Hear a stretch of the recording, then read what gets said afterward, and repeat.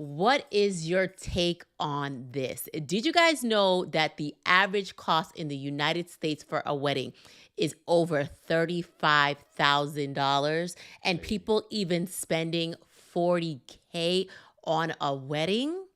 Well, guys, welcome back to Impactful Living Podcast. Where it's all about impacting the And masses. today we are going to be talking about that's not what we're talking about. We're going to be talking about financial, basically, should you get a home or should you do a wedding? Really and truly, should you? Listen, sometimes in life you have glitches, okay? It is what it is. And you can see the glitch on your face. Listen, you could see me glitching right now, right? No, but seriously, this is a very important topic because the number one reason why people are getting divorced is because of finances, is because of money. And you're starting off in debt. Like, I was blown by this. $40,000 is a significant amount of money that you could be putting into an investment property, a starter home, things of that nature. Don't get me started.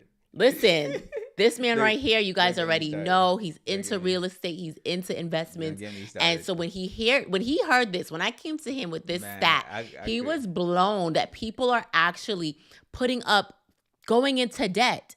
You know what another And stat you know is? what? I'm gonna break that down in a little bit on the real estate tip. But yeah, let's dive into this. Yeah, stats are saying that 32% of couples are putting this on loans or credit cards. First of all, do y'all know what these credit card interest rates are like out here? 29% average. That is ridiculous. And people are going into debt just to say, I do.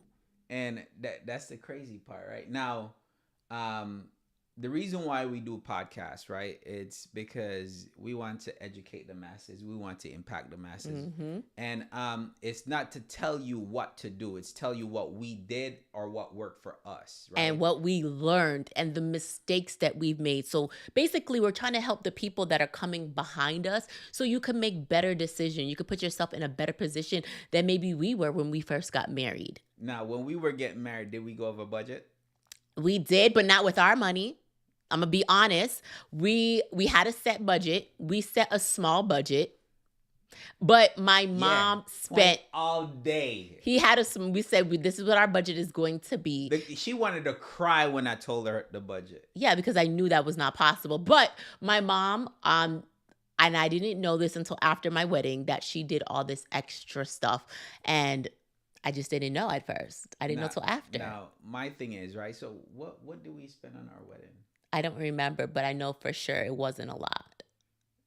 It wasn't a lot? No, it wasn't a whole lot of money. I definitely didn't touch no $30,000 or no $20,000 on a wedding, and knowing that and putting myself, first of all, we did not go into debt for that. I want to just put that out there. Yeah, so getting into it, right, for us, the good thing is, because I was a stickler about certain things, right? And getting into debt right off the bat was not the thing for me. Mm-hmm. So when we did our wedding, we paid everything, at least to my knowledge, we paid everything out of pocket. Yeah. So we bust our ass, we worked, right?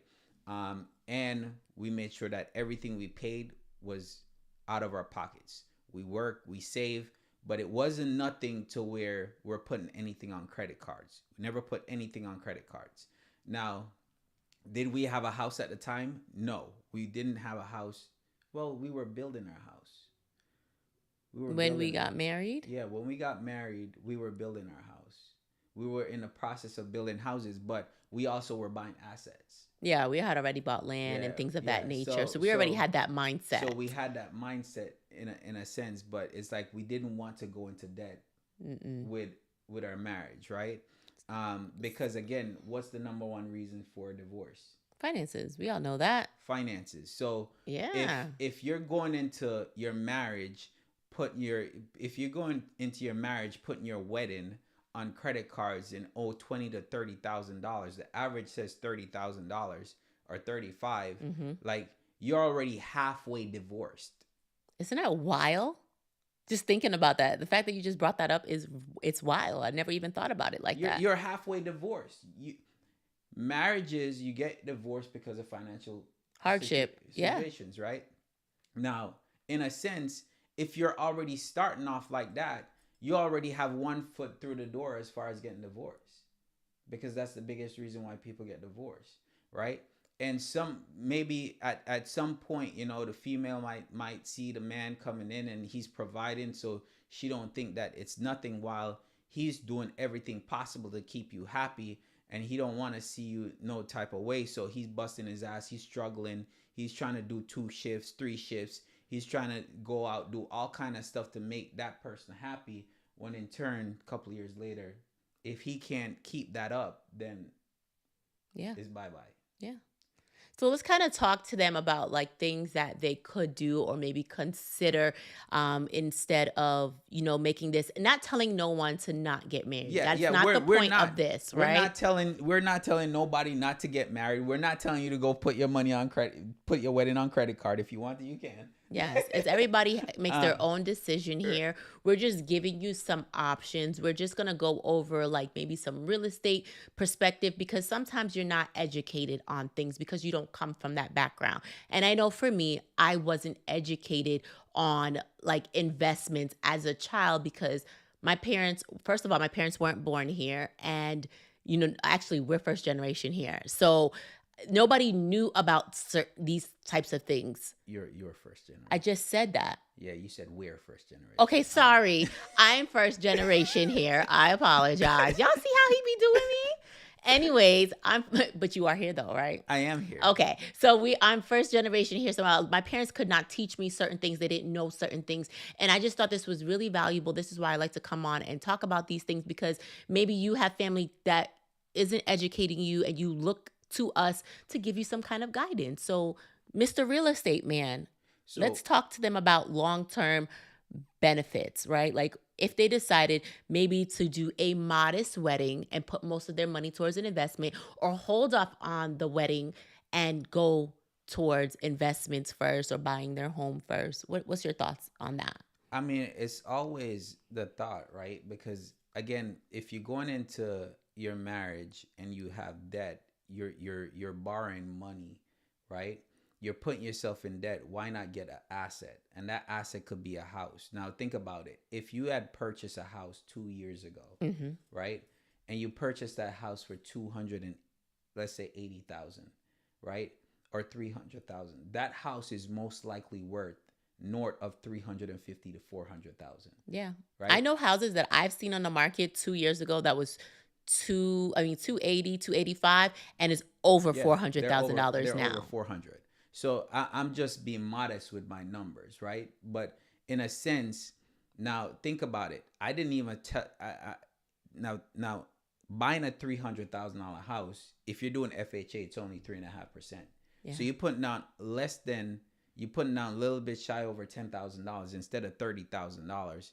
But now 2 years later, you have $50,000 in equity, north of 50,000 to 100. You can actually refinance that house, take a little bit money out, and splurge on your wedding at that point if you want to. Yeah. Right? But if you got married 2 years ago now and nobody educate you on that, that's okay. That's the decision that you guys made. But going forward, for you, when you have kids, and for if you have family, friends that are about to get married, maybe you could say, hey, listen, this is something that we did, because I know that if I could do it over again, would we have that type of wedding? No. No. No. I don't see. Absolutely not. I wouldn't, because we originally didn't even want to do that, but my grandparents were like, you get no blessings on a vessel. We're not coming, and nobody, I didn't feel like I was being blessed. But again, old school mentality, I would say poor mentality. People weren't really thinking. They wanted you to have this big grand wedding. And No, not even say that, because for you wanted a wedding, right? I wanted to do originally, let me be honest, I wanted to do my wedding on a cruise. I wanted to do a boat wedding. That's what we were going to do originally. And both of my grandmothers refused to come to the wedding. It would have cost less. It would have cost a whole lot less. Yeah, it would have cost it would have cost less, but it still was, to me, it still was costing money. But and I'm not saying to go to the courthouse or anything. There's some people that are sentimental when it comes to marriage. Yes. And they want to have that big nice weddings. There's some there's some cultures that have huge weddings. Oh, I know. Right? And we're just saying 30,000, what, 35,000 We're just is talking that about what the average people averages. are spending in the There's people that US. are spending over 100K on weddings. Correct. Or their Right? families putting up the money for them to have it. And I get that aspect of it. Listen, if your family's putting up 100K for a wedding and y'all don't have a pot to piss in, you better ask for that money. I I just feel like in the time that we're in, we should be making better financial decisions and not make the decisions like our parents did. Right? So me saying that is, it's me just expressing my opinion, right? It's my opinion that I'm expressing, and you might not agree with my opinion, and that's completely fine. But what you don't want to do is just go ahead and say, me, I want to have this wedding because it's a fairy tale. Remember that this is all a business. And at the end of the day, what it's one day. You're paying 100 grand, not even 100. Let's say 35, because that's the average. Yeah. You're paying 35 grand for one day. Whereas a long-term investment like a property or a home can build you wealth over time. Now, so that's what we're really comparing. Right. Now, what are the benefits? I just explained that, right? What are the benefits of you going into a marriage with an asset instead of going into a marriage with debt? Now, for one, you're not halfway through the door as far as divorce. Yep. Right? Now you're talking about, hey, you're building something. You start your marriage building. Yeah, stability. For the future. You have more of a stability when it comes to that. Also, tax benefits. Yeah. Right? You get a lot more tax benefits than you don't get no tax benefits, let's be real, when you do a wedding. But if you purchase a home, you will have some tax advantages as well. But not a lot of people are educated when it comes to the tax loopholes and all that different stuff. I mean, that's a thought, right? As far as tax benefits. And if you want even to do more, ask your tax accountant. But when you're doing your wedding, if you have a nice backyard, rent your backyard out to yourself, and then use it as a tax benefit as well. That just went over a lot of people's head. Listen, that went over a lot of people's head. I don't think they got that. They're gonna have to rewatch this podcast and really listen to what you just said. If you're a business. So that's the reason why I say, like, we're a lot older. Yeah. But for the younger people that are coming in, and I don't want to feel like I'm old, right? I just felt like that. But for the younger people that are coming in, or even for people that are thinking about getting married, right? You have to sit down and ask yourself, because if we know that statistics show that the one of the main reasons for divorce is financial hardship, right? Why put yourself in that situation and giving yourself some fighting chance by just not doing that, right? Save up the money. If anything, and you want to have the big, we're not telling you don't have it, but don't put yourself in debt one day. You have to remember, it's not just about the day, because they're not only going into debt. And this is what I was just reading and researching. People are not only going into debt for the one day of the wedding, but also the ring, right? Things that lead up to that, right? Because it's not just one ring that has to be bought. It's two, his ring, her ring, all of that on top of everything. So I remember when my husband first bought my first ring. This is my second ring. So he bought my first ring, and my family was clowning, right? They had jokes for days. They was always teasing him. They're like, yo, who bought the ring? What they used to say, they had jokes because my ring was small. But you know what? And I have to acknowledge and give you that, is that I never complained about my ring. I loved my ring because I knew that's the position we were at that particular time in college, things of that nature. And he didn't go into debt to purchase that ring. And when he looked at me, he gave me this ring. As soon as he gave me the ring, he told me, don't worry, give me 5 years. And in 5 years, I promise you, I will upgrade that ring. 5 years on the dot. Bam. Okay? So it's not that you can't start small. We're just saying maybe start modest, because people out the gate going for $50,000, $60,000 rings. They're going for 100K weddings. And when you're now starting life without children even involved in this, that's a lot. Now, when you throw children in, and mind you, a lot of people are still in student loan debts on top of everything else. So you got student loan debt, you got ring debt, you owe what are those ring companies called? Jared's and Zales, and then you owe these ballrooms as well too. So you're making payment plans on like 3-4 different things. And this is without you even paying your rent when the month comes yet, or feeding yourself, or insurance, or cars, or anything like that. We have to remember the cost of living has dramatically gone up from when we were in college. Right? Imagine. So you can imagine our wedding probably cost at another 20 grand to it or so. Yeah, with inflation and everything going on. I'm just saying that we have to make better financial decisions at our age right now, so we can set ourselves up, so we can live the life that we want, so we can not maybe work as hard. You can retire a little bit earlier, travel more, do the things that you want to do, invest in businesses, things of that nature, instead of just off rip getting into debt.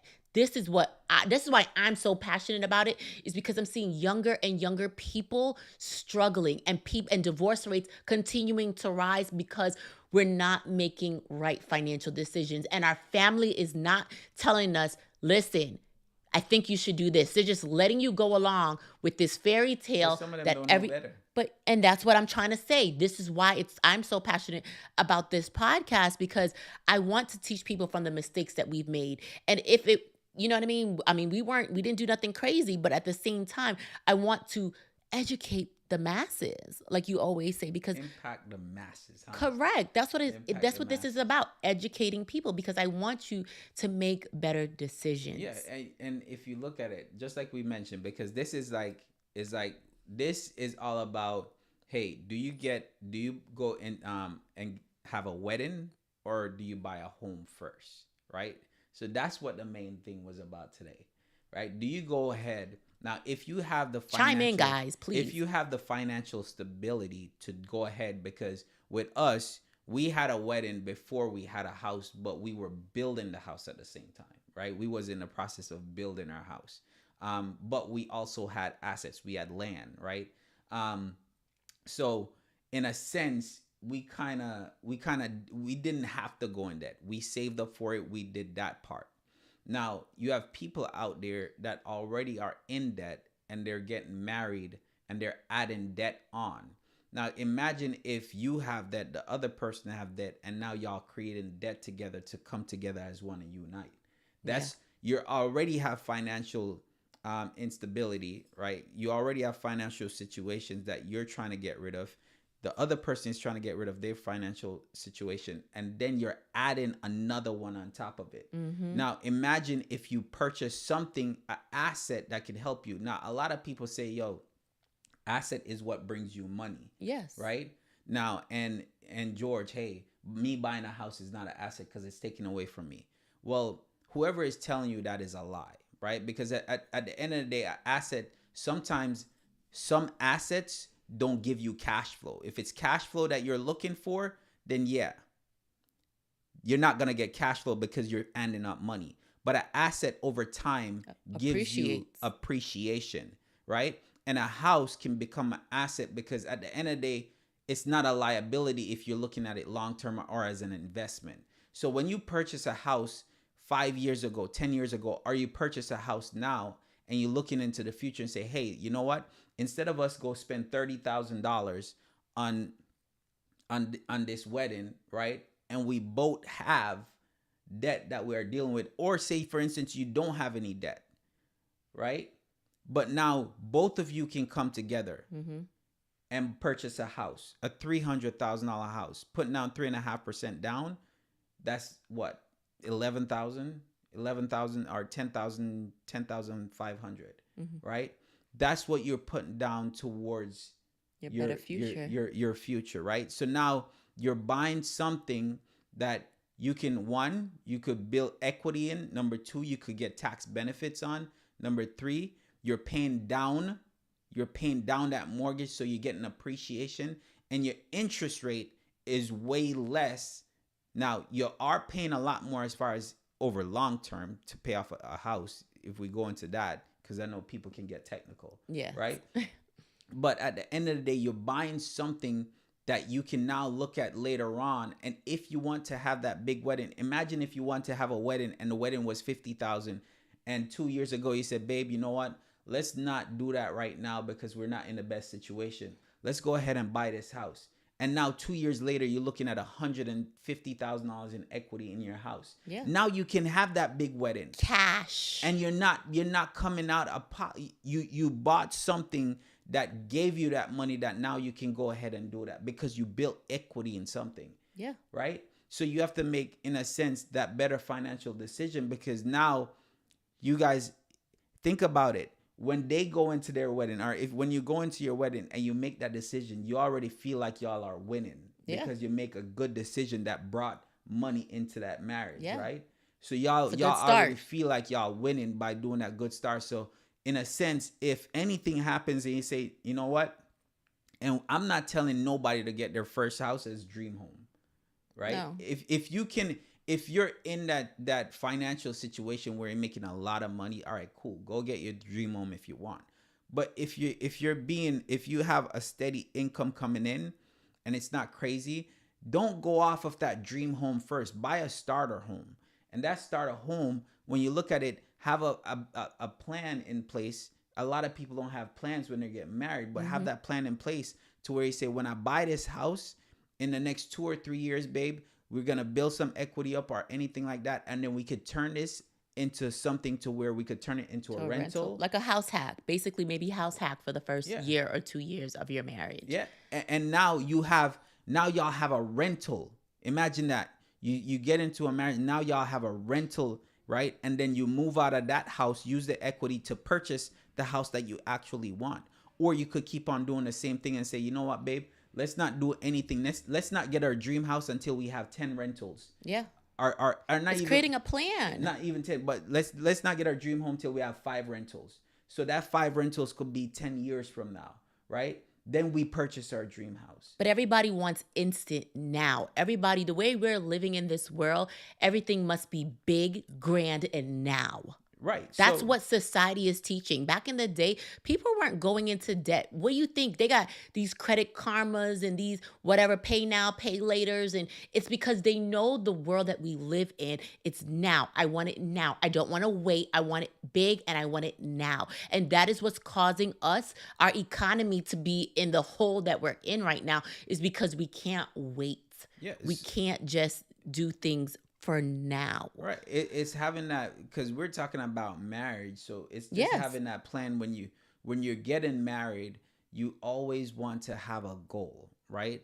And if your goal is, all right, we sit down and we say, all right, what does the debt look like? Are we trying to get rid of debt? If we're trying to get rid of debt, why go in more debt? I like what you just said, is that when you first get married, because that is something that we did, when we first get married, you sit down and figure out what is the plan for our future. Man, you just remember? Like you, yes, I do. We still do this to this day. It's never gonna stop. That is the foundation of our marriage, is communication and talking and planning and growing.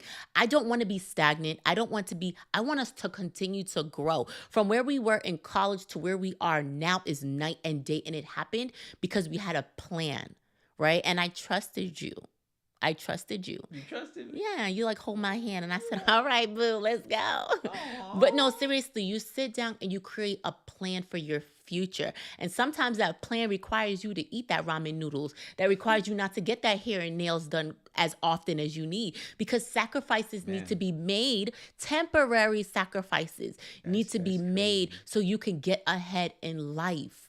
Like, hey, we're talking about real stuff here. When she say not getting her nails done, she really meant it. I'm dead serious. When she said ramen noodles, I was eating ramen noodles. So those are things where when we were building, again, when we were getting married, you had to make those sacrifices. When we were getting married, we were eating at the time. Think about it. At the time, we was saving for the wedding, and we were doing the house, We would, if you're right? giving out all your money, So babe, right? You feeding Chick-fil-A, you feeding all of these companies getting rich off of you, but you're not getting nothing because you're not willing to just meal prep and cook and make little sacrifices. Everybody getting rich off of you.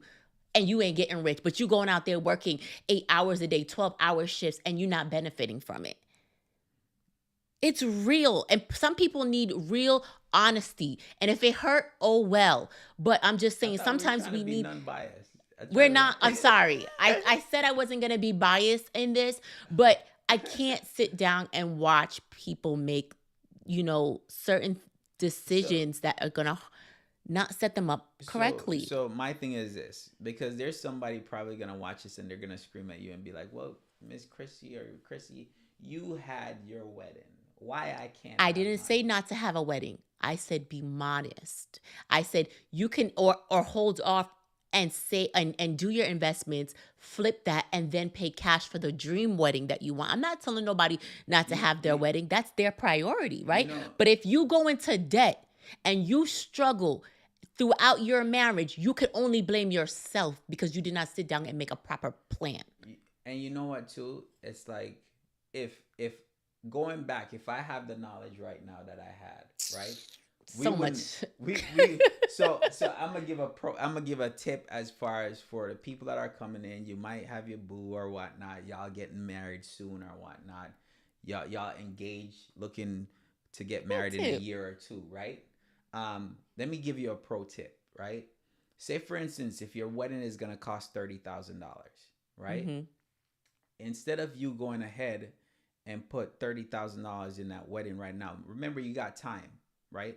So with that $30,000, you could do a flip on a house, and I'm You right gonna put about this that. I'm gonna put this out, right? There's a current flip that I'm doing that with that flip, I'm doubling the investment that I go into this property. Mm-hmm. So, and this is just from real estate. I'm not saying you don't have other avenues or not. Whatever avenue you want to choose, you do it. I know real estate. So in a sense, putting myself back then, if I had $30,000, I would do a flip. I would look for a flip that's giving me a good enough profit to where I can flip that and make my money, right? Now, if I make $20,000 on that flip, I'm gonna go ahead. Now I have 50. So now I'm gonna use that 50 and do another flip. Or Yeah. I use the 30 and make another flip for 20. So now there you go. Yeah. Between that year, I have $40,000. Now I'm not coming out of pocket or creating debt or go swipe a credit card to get married.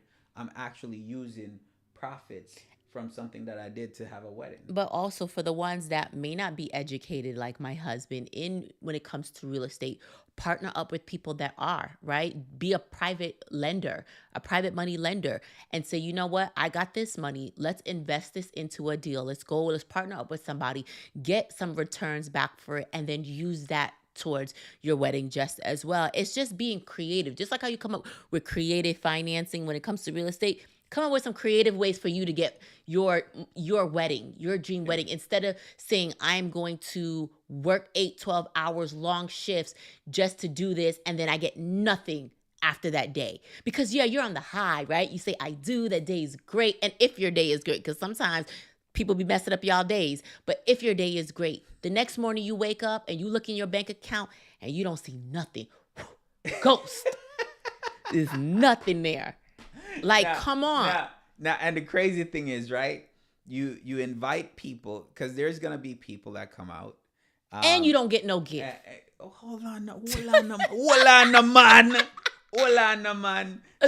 So you'll have a wedding, right? And you invite all these people, 150, because that's the average, Average. right? 100. Yep. So you'd be like, yo, 150 people. So you have to feed 150 people, and probably I'll say a third of them don't give you nothing. They just show up. Or a third of them it can't give you anything because they have their spouses, two people that come in together, right? Mm-hmm. So now you have a situation where you're thinking you might get back some of your money, but you don't get none back. Or sometimes you're not even thinking about that. You just say, hey, you want people to come or whatnot and enjoy the day with you. But there's always something. When we look at it, when you look back at it, for us, we look, well, my wife at least, right? She looked back and be like, yo, I didn't like how my pictures turn out. or I didn't like how this day went, or I felt like I could have had this better, or I wish I did something else with my wedding. Like there's all these other stuff that can come up when you're talking about your wedding day. And there's something that's gonna say, man, you know what? We had a great time, which We did. We I had fun. did. We had I fun. did. But I had a still, great time, but was it worth I want 30,000 people or who have was it been, worth? I don't want people who've been married no year or two to comment. I want people who actually are seasoned. I want people who've been married 10, 15, 20, 30 years and chime in on this conversation and see if they had the opportunity to do a big grand wedding again, would they have? Or would they have preferred getting an investment property, getting some real estate, or it didn't even got to be real estate, but getting into something earlier than just working to pay off a wedding and a ring. Yeah, because even though the ring situation you had brought up, Yeah. right? And I'm like, yo, there's no way. And I love you. I love you too, boo. I loved you then, You and I love love me you then. now, right? But for me, I look at it like, yo, who is in their crazy damn mind to go out and spend $10,000 on a credit card Listen, on a ring, people right? people paying way more than So, that. What you talking about? hey, more power to them. But I know for me and for the house that I live in and my boys that are growing up, they ain't doing that crazy shit. You get what I'm saying? Because I'm teaching my kids, and this is the thing about teaching people, right? When you make a mistake and you see how you could have done better, that's the whole point of teaching people. Yeah. Right? Not going through life and holding on to your mistakes, but teach people your mistakes that you've made and how they can become better from it. Mm-hmm. So in a sense where if I am going to buy a ring, right, I am going to buy what I can afford at that time. Yeah, and you right? got to respect that. And what I can afford, and the simple truth is, if you buy a ring for a woman and they look at it and they don't appreciate it, because they should appreciate the fact that you're getting married, not appreciate what they're going to be wearing on their finger. So, preach it. in a sense, if you're paying, regardless if it's $1,000 for a ring or $14 for a ring, right? The whole point is you got that ring because that's what you can afford at the time.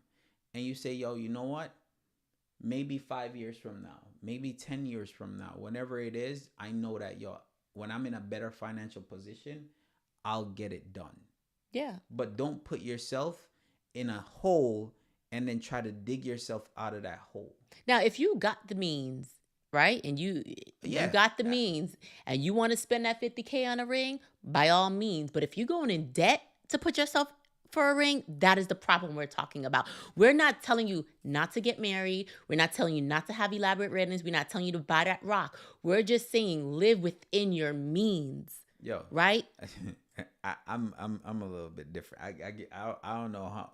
I'm a little bit different because if for me, there are some people on this live right now that is cringing because cringing that we're talking about this. The younger generation, what they want is, especially I'm seeing like these like Facebook, TikTok type of stuff, and they're coming out and be like, yo, I don't want to cook, they don't want to clean, they don't want to do nothing, they just want to get, hey, pay me money. They need a sugar daddy, take care of me type of stuff, right? That's what they want. And I'm like, yo, cool, if you want to be the sugar daddy, then you go ahead and be the sugar cost daddy. To be the boss. It's cost to be the boss. But remember this.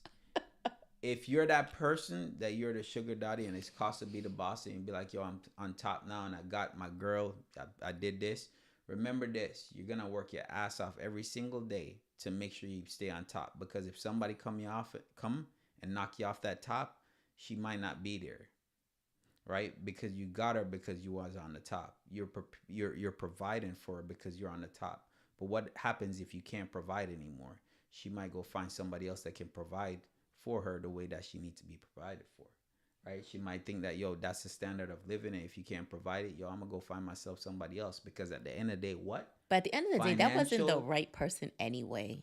Hey, we're just having a conversation, right? You're right about that. We have a conversation. But for me, I just think different, right? And everybody else have their opinion, their own way of thinking. And for me, it's like, yo, when you're getting into a marriage, why you're not even married yet and you're spending 10 grand on a ring? You're not married yet. You're engaged. You're You're engaged, asking to, would you marry me? right? And yo, you know one of the craziest things is What is it? I remember when we was working in Florida. I don't want to call a person's name, but I Hmm. have so much respect for her. I know exactly who you're talking I have about. so much respect for her. They didn't want to have no big elaborate wedding. But they were making money. But go ahead. They were making money, but what they did was they bought their ring and they bought it from Walmart. And they spent $14, I believe, on that ring. You Hmm. couldn't tell it was $14. Nah, I couldn't tell. Not at all. You couldn't tell that ring was $14. Yeah. Now I'm not telling you to go do that. No, we're not saying that. We're I'm just not giving telling you you a to go do that. scenario. But there's people out there that think different as well. Yeah. And you have to, if you're watching this and you're thinking about getting married and you're thinking about, yo, should I go swipe this $5,000 on this card? So I actually can had fun at that wedding. Huh? I actually had fun at that wedding too. But if you're thinking about going to swipe a credit card, right, for $5,000 or $10,000, money that you don't have, right? Maybe you shouldn't even be getting married right now. Maybe you should just get what you can afford. And I sincerely believe that by you get what you can afford and looking at that person, if they truly love you, you give them that ring. If they look at you and be like, what the hell is this? I don't want this. Go get me a different ring. That person is not for you. Absolutely believe. I'm 100% with That you on that. person is not for Because you. if I looked at you and you gave me that ring and I looked at you and I'm like, what is that? I don't want that. And I'm all over here acting the fool over a ring. I could see you saying, you know what? You're not for me. And I would understand. I'll be the first one to be like, yo, I'm done. I'm gone. I don't care. I don't care if we was together for 2 years, 3 years, 5 years. I'm done. Because you're not really with that person for the right reason. I'm done. So again, that is me, right? But I'm just telling you, if that happens, be prepared. Be prepared because in a sense that you're always gonna be have to hustle and you're gonna stress your damn self out, give yourself stroke or heart attack trying to please somebody else, and you're not one time worrying about your health or anything else. Yep. So when it comes to this situation, right, where we're talking about wedding and you know finances, it's like you have to make sure that you're sitting down and say, hey, which one matters the most? Correct. You have to be mindful of your finances and weigh your priorities. Figure out, like you said, which one is the most. You can have both. It's just the direction, it's just the plan that you make to get both. We're not telling you can't. You can most definitely have both. But I truly, and I know we're not giving opinions here, but I truly feel like going towards making some better financial decisions will just set you up better than just going off rip and getting yourself in debt for rings and one day of I We didn't do. even mention like the honeymoon and stuff. Oh, that's Right? not even including Yeah. honeymoon because everybody want to go to Dubai, ride jet skis, and what was the other one? Bora Bora. Bora Bora. We're not Maldives, doing yeah. simple honeymoons no more, Yeah. so that's not even the cost. Yeah. We're not even including that Yeah, on top of it. yeah. We just said for statistic wise, 35 to 40K is what the average person in the US, ain't talking about nowhere else, in the United States of America is currently paying, and most of them, 32% of those people are putting it on credit cards or loans. That is all that we're talking about. We didn't even include the ring. We didn't include the cost of the honeymoon. No. None of that. No. Ring and honeymoon was out of it. So you Yes. can imagine. Exactly. You can imagine they're spending way more than 35 at that point. Yeah.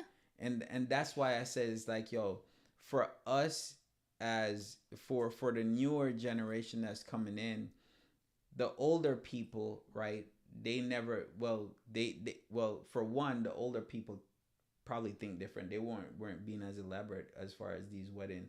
Yeah, and back then people weren't getting crazy debt as they are now, and they didn't have all of these debt services that they did back in those days, like our grandparents and parents. Right. So it's like now you have to make sure that you're making the right financial decision going into your marriage. Yes. Because again, if the number one or if the main reason for getting divorced is financial hardship, Mm-hmm. and you're starting your marriage with financial hardship by going in debt, then you're halfway with divorce. Yep. Period. Figure out, weigh the benefits, guys. Weigh it. And if you are about to walk down the aisle, consider these things that we spoke about today. Like, I really want y'all to chime in. Even if you agree or you don't agree with us on this particular topic, let's talk about it. Let's talk. Let's have a healthy Healthy discussion. discussion. Comment below and leave those comments, because I really wanted y'all to chime in. I was just so mind blown by these stats. It's wild. Yeah. Do better. When you know better, you do better. When you know better, You do better. 10. No, say it in a Jamaican. Listen, 10, 20 years from now, I want to see everybody thriving. I want to be seeing everybody driving their dream car, living in their dream house, putting your kids to the schools that you want to. When you have money, all of this changes. Your zip code changes, the education you could provide for your children, healthcare options, all of this matters. And sometimes we don't think about this stuff because it's boring stuff, right? Talking about healthcare, talking about setting up life insurance policies, talking about those stuff are boring right now. But these are things that require you to have funds. And if you're going in debt, you can't make those proper decisions. Because you have to be worrying about paying the event planner back. You have to worry about playing. Anything else that you want to tell the people? Nah, man. Nah. Go ahead. Like I said, it's our opinion, right? So at the end of the day, you have to make the decision that's best for you. And if you really want to have that dream wedding, then go ahead and have it. If you really say, yo, you know what? That's why we always talk about having a plan when you get married. And when you're going in business, you need to have a plan. When you're doing anything, you need to have a plan. So with that, if you have a plan in place and you know that you could afford a wedding, then go ahead and do it. But if you know you can't afford it, maybe instead of doing that, maybe have a smaller wedding, or maybe not have a wedding, go to the courthouse. Who knows what you want to do? But make sure that decision that you take or you make, you both make together. Correct. Because if anything happens, you're not about to say, oh, it's your fault. Oh, no, it's your fault. And that's where that bickering and that stuff starts. But y'all not going to blame us either. Because and we not like, yo, we watch Georgia and Chrissy. Yo, y'all ain't going to blame us either. Not at all. But if for those of you that are interested in getting into real estate investing or interested into private anything that we spoke about today, DM us, DM George. He could sit down with you and talk to you about some options that you can come up with so you can set yourself up better for success. Like, let's do this, guys. We're in a day and age. Let's get the bag. Let's go ahead and figure out ways to make the money so you can live the life that you want. DM him right now. For all y'all newbies who wants to get in real estate, you want to buy a property, or you don't know how to get started, but you got cash, DM him. Yep. There you go. And with that being said, thank you guys so much for watching another episode of Impactful Living Podcast. All right, guys. See y'all on the next one.